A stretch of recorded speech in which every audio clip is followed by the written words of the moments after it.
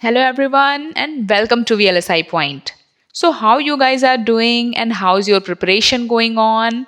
And all my viewers who are in final year, I hope you guys are preparing well for the placements, and if you want any video on interview preparation and how you can crack the interviews of core companies or how you can apply for off campus drive, if you guys want videos on these topics, then let me know in the comment section.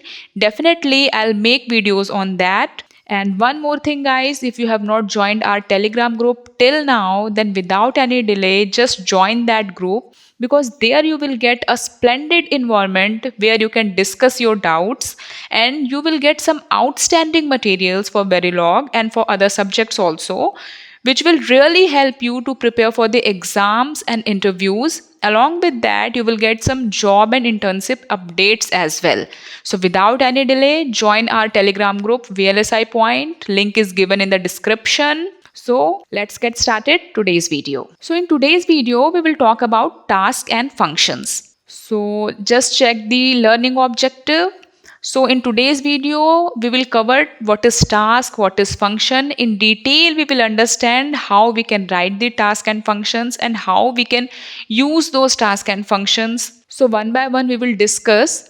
So Verilog provides tasks and functions to break up large behavioral designs into smaller pieces. Task and functions allows the designer to abstract Verilog code that is used at many places in the design. So basically it provides the reusability. Tasks and functions are like subroutines. We can define a particular functionality using either functions or call, and then we can call these functionalities from anywhere anytime. So it is something like subroutine, and we need not to write the code again and again. If we perform a particular operation, we can define a task or function for that, and whenever we need that operation, we just call that function or that task. This is the advantage of using task and functions. And these tasks and functions are very important part of Verilog code. And if you are just learning Verilog and if you are just practicing writing the codes, then try to use this task and functions in your code. That will increase the readability of your code, and your code will be reusable also. It looks very clean, because again and again you are not writing the same thing, you are just calling. So it will increase the readability, and yes, your code will look more clean.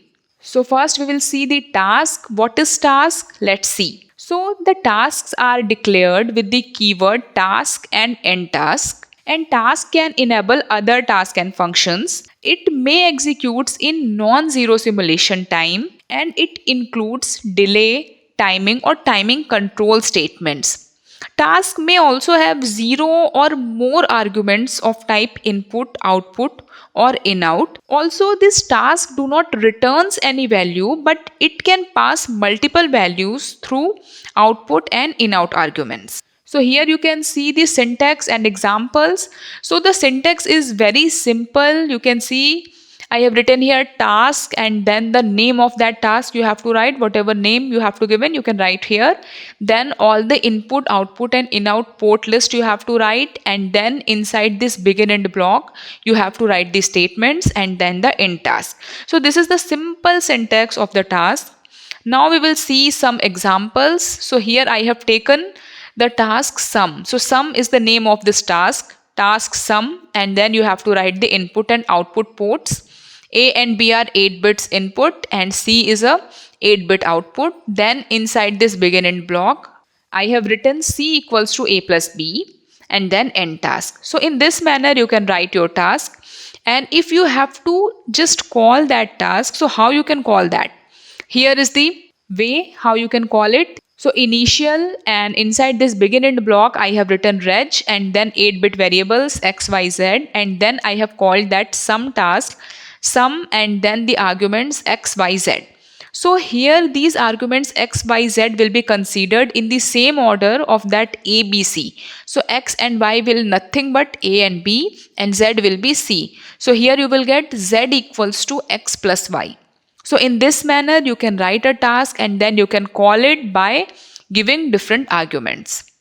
We will see some more examples. So first example, here I have taken a simple task, and here I have written module, then simple task, then task convert. So this convert is a name of that task, and the simple task is the module name here. So convert is the task name, and then I have written here input and output ports. So temp in is the 8-bit input and temp out is the 8-bit output. And then inside this begin end, I have written the statement temp out, and then whatever value we have to give to this, we have to give to this temp out. I have written this, and then the end task. So in this manner, you can define your task. Also, you can write your task using global variables. So what is this global variable? Actually, while writing the task, if you are defining the variable inside that task, then that is known as the local variables. And those variables are limited to that task only. You cannot use those local variables outside the task.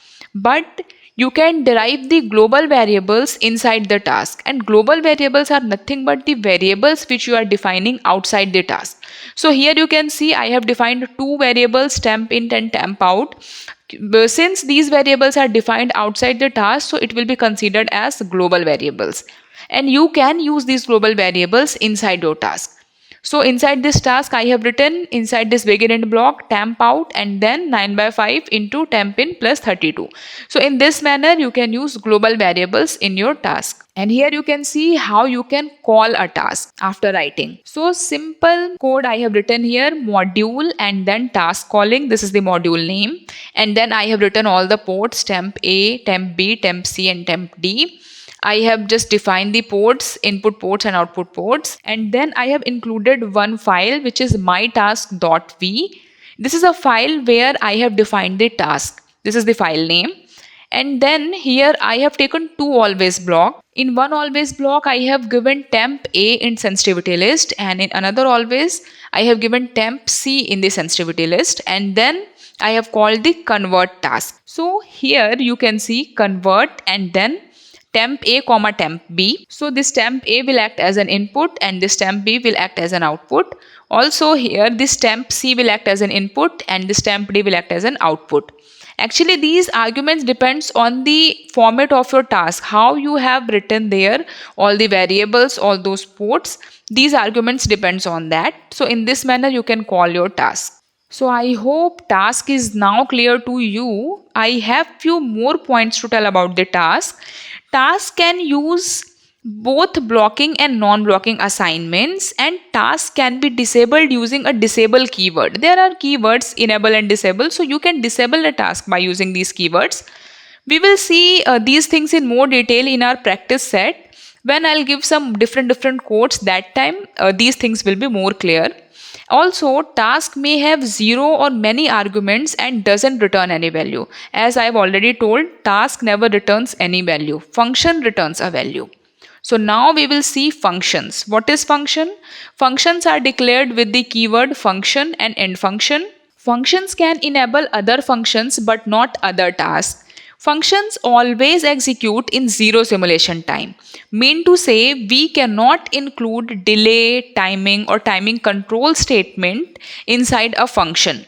Sometimes a question is asked like find the error, and they just write a function, and inside that function somewhere they have just defined a time delay. So whenever you see a time delay or any timing control statement inside a function, that means there is an error, because we cannot define any delay value or any timing control statement inside the function. So these small question will ask in your exam or in your interviews, find the error kind of things. So also function must have at least one input argument and it returns a single value. They cannot have output or in-out arguments. So these are few of the things about the functions. Now we will see the syntax of the function. It is very simple. Function and then automatic, return type, then the name and then the port list. Here automatic is the optional thing. If you are writing the automatic function, that time you need to write this keyword. Otherwise, if it is static function, no need to write this keyword. Simply write function and then the name of your function and then the port list. Inside the begin end block, you can write your statements and then the end function. This is the simple syntax. Here I have given this example. I have written function and then 7 down to 0 sum. This 7 down to 0, that is 8 bits, are nothing but the width of this sum. And then I have taken input 7 down to 0 a comma b. Here I have taken two inputs, and then inside this begin int sum equals to a plus b. So this function is giving a return value a plus b. So if we are passing two values a and b inside this function sum, so finally it will return a sum of these two values and then end function. So this is the meaning of function. It will return at least a value. That means not at least, it returns single value only. This is the concept of function. Here we will see some more examples. First, I have taken a simple function. So here I have written module and then the simple function, then function and the name of the function, which is my function, then input ABCD. Inside this begin int block, I have written my function and then a plus b plus c minus d. Whatever value you want to give to this my function, you can write here, and then the end function. So in this manner, you can define your function. And now it's time to call this function. How you can call this? Let's see here. Module and then the function calling. This is the module name and these are the arguments. Here I have taken input a, b, c, d, e and then the output f. I'm including this file myfunction.v. Actually, this myfunction.v file is nothing but the file where I have written the function which I'm going to call. That file you need to include. And here I'm writing assign f and then my function. My function is nothing but the name of this function. And you are calling that function here. So my function and then the arguments a, b, c, d and whatever you want to just assign, you can write here and then the end module. So in this manner, you can define your function and you can call your function. I hope it is clear to you. Now we will talk about the difference between the task and functions. Task can call any number of functions or tasks within itself, but in case of functions, it can call any number of functions only, not any task. So task can call both function and task, but functions can call other functions only, not other tasks. Task cannot return any value when it is called. Instead, the task can have output arguments. However, in case of function, it returns a single value. When it is called, in system Verilog, the return value can be optionally voided. Actually, in system Verilog, we can use automatic task and functions, and that time it provides some functionality and some flexibility. So we will discuss those things in system Verilog videos. So these are the difference between the task and function. Also, task and functions both are synthesizable constructs. Functions are mainly used in combinational logic. However, the task can be used in both synchronous and combinational logic. Here I have given a difference between the automatic, that is reentrant task, and the static task. This automatic task is a part of system Verilog. We mostly use there only, but here for your knowledge, I have just given this difference. So whenever you see this keyword automatic, don't be confused. You can use automatic task or automatic functions. It will just provide some flexibilities. In case of automatic task, there is dynamic allocation of memory. However, in case of static task, there is static allocation. So these are few differences between the automatic task and static task. We will discuss in detail in system Verilog videos. So by this, we just completed today's video and I hope these things are clear to you. If you have any doubt, you can post me in the comment section or you can ask your doubts in our Telegram group. Also, the PPT credit goes to Maulik Chauhan. So thank you so much, Maulik. So guys, if you have find my videos useful, don't forget to share the videos and give your feedback. We will meet in another video. Till then, goodbye. Take care.